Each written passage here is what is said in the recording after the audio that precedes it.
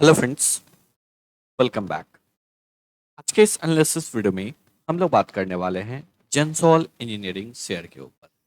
जेंसॉल engineering के share में आज 20% का लोअर सर्किट देखने को मिला।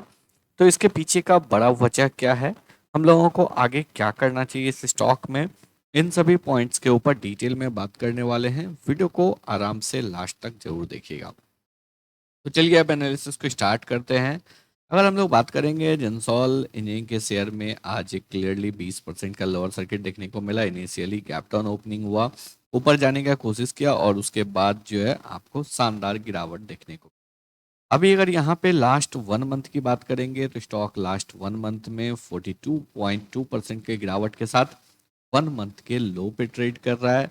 लास्ट 6 मंथ की अगर बात करेंगे तो स्टॉक जो है 56.6% गिर चुका है और 6 मंथ के नीचे ट्रेड कर रहा है। इनफैक्ट अगर हम लोग यहाँ पे बात करेंगे तो स्टॉक अपने ऑल टाइम लो पे ट्रेड कर रहा है।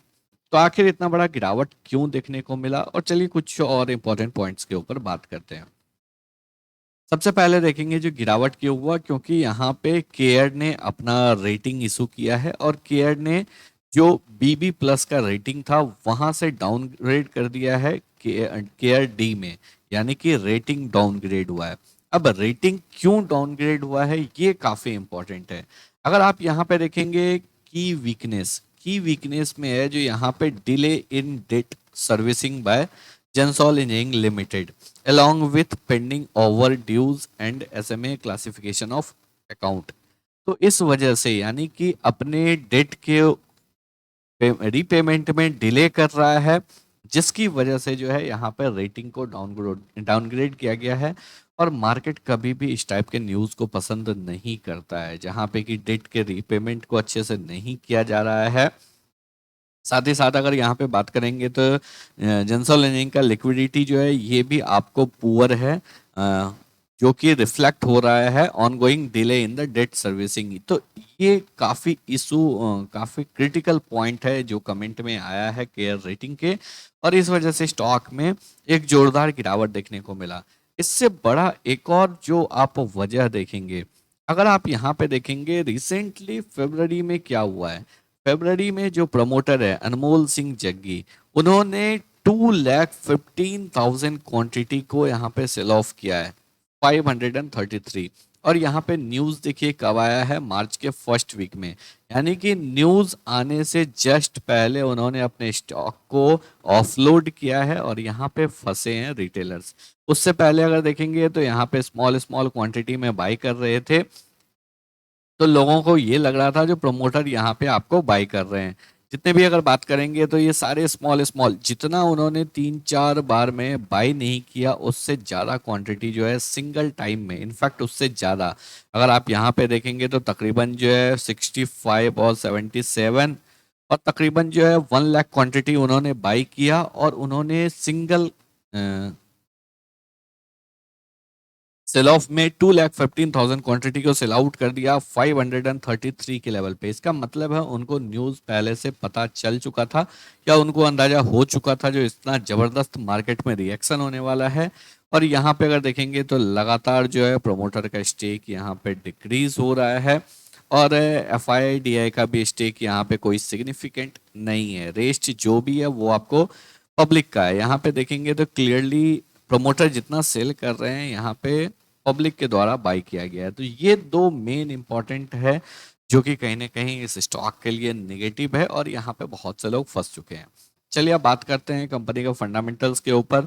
1571 करोड़ का मार्केट कैप है। कंपनी को लगातार ऑर्डर बुक जो है कंपनी का हेल्दी है। डेफिनेटली स्टॉक का पी काफी ज्यादा करेक्ट हो चुका है, 18 के पी पे स्टॉक ट्रेड कर रहा है क्योंकि ऑल टाइम लो पे आ चुका है। रिटर्न ऑन कैपिटल एम्प्लॉयड 14.3% का है, रिटर्न ऑन इक्विटी 20.1% का है। लेकिन रिटर्न ऑन इन्वेस्टेड कैपिटल ये आपको कम है क्योंकि ये एक कैपिटल इंटेंसिव बिजनेस है और काफ़ी जो है यहाँ पे अभी आपको प्राइस के ऊपर चल रहा है, इस वजह से यहाँ पे ROIC कम है। कंपनी का इंट्रिंसिक वैल्यू 901 का है, तो इंट्रिंसिक वैल्यू से 50% नीचे ट्रेड कर रहा है। सबसे बड़ा इशू है कंपनी का डेट टू इक्विटी, 2.33 का डेट टू इक्विटी है, बहुत ज़्यादा डेट टू इक्विटी है। पीईजी रेशियो ठीक है 0.35 का। चलिए बात करते हैं कंपनी के क्वार्टरली रिजल्ट्स के ऊपर। अगर क्वार्टरली रिजल्ट के ऊपर बात करेंगे तो प्रीवियस 4 क्वार्टर से यहाँ पे सिग्निफिकेंट ग्रोथ देखने को नहीं मिल रहा है। ईयर ऑन ईयर बेसिस पे रेवेन्यू में काफी अच्छा जंप है, लेकिन अगर हम लोग यहाँ पे बात करेंगे ऑपरेटिंग प्रॉफिट मार्जिन में एक शानदार डिक्रीमेंट है, 9% का डिक्रीमेंट देखने को मिल रहा है ऑपरेटिंग प्रॉफिट मार्जिन में।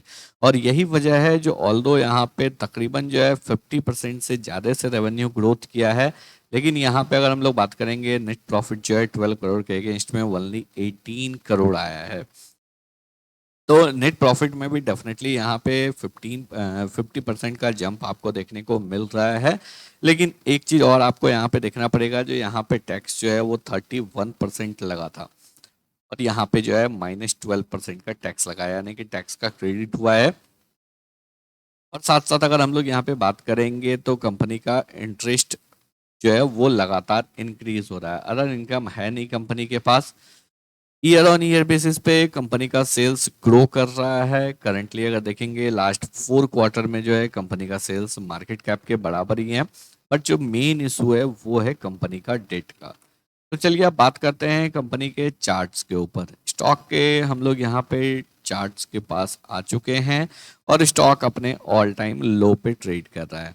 अब याद होगा यहाँ पे इस स्टॉक के ऊपर हम लोगों ने इससे पहले भी एनालिसिस किया था, मैंने अपने ट्विटर और टेलीग्राम चैनल पे पोस्ट किया था, जब स्टॉक इस लेवल के पास ट्रेड कर रहा था। यहाँ पे अगर देखेंगे तो ये एक सपोर्ट जोन था और हम लोग ये एक्सपेक्ट कर रहे थे जो स्टॉक यहाँ से बाउंस कर जाए, क्योंकि यहाँ पे अगर देखेंगे तो एक ट्रेंड लाइन का रेसिस्टेंस था। हम लोग ये एक्सपेक्ट कर रहे थे ये ट्रेंड लाइन का रेसिस्टेंस ब्रेकआउट हो जाएगा।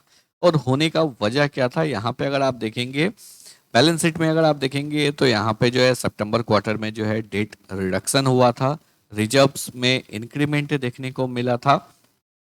इसके साथ ही अगर हम लोग यहाँ पे बात करेंगे क्वार्टरली रिजल्ट अच्छा आया था, तो इस वजह से हम लोग एक्सपेक्ट कर रहे थे जो कंपनी जो है यहाँ पे आपको ब्रेकआउट कर जाएगा। बट स्टॉक ब्रेकआउट नहीं किया और कुछ टाइम इसी तरह से जो है हम लोगों को टेक्निकल एनालिसिस की मदद से हेल्प मिलता है, जो हम लोग कहीं कहीं पे ट्रैप होने से भी बच जाते हैं। बहुत जगह ट्रैप भी होते हैं, बहुत जगह ट्रैप होने से भी बच जाते हैं। अगर आप टेक्निकल और फंडामेंटल दोनों एनालिसिस को यूज करते हैं तो जो चांस है वो रिड्यूस हो जाता है। तो यहाँ पे अभी क्या करना चाहिए, फिलहाल तो अभी आपको ऐड नहीं करना चाहिए। जितने भी लोग ऐड करने के लिए देख रहे हैं बिल्कुल भी ऐड नहीं करना चाहिए, क्योंकि ये मैनेजमेंट का इशू आ गया है। यहाँ पे डेट रीपेमेंट का इशू है, साथ ही साथ प्रोमोटर्स जो है यहाँ पे न्यूज आने से पहले सेल ऑफ कर रहे हैं। तो ये अच्छा इंटेंट प्रोमोटर का शो नहीं करता है, जो वो अपने शेयर्स को डंप कर रहे हैं न्यूज आने से पहले। तो ये एक अच्छे प्रोमोटर की निशानी नहीं है। तो डेफिनेटली जो है यहाँ पे आपको फ्रेश बाइंग से तो बिल्कुल भी बचना चाहिए।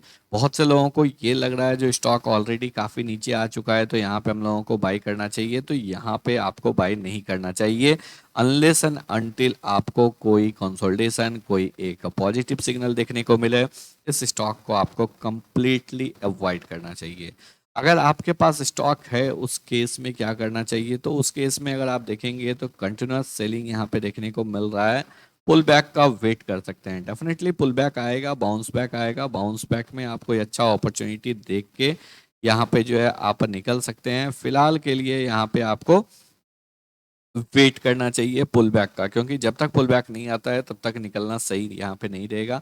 एक बार पुल बैक आ जाएगा, ऑलरेडी एक अच्छा जोरदार गिरावट है, पुल बैक पे आप यहाँ पे निकल सकते हैं। तो आई होप आप लोगों को सभी पॉइंट जो है बिल्कुल अच्छे से क्लियर हो गए होंगे। अगर आप लोगों को वीडियो पसंद आया हो, एनालिसिस अच्छा लगा हो, वीडियो को लाइक करके चैनल को सब्सक्राइब जरूर करें।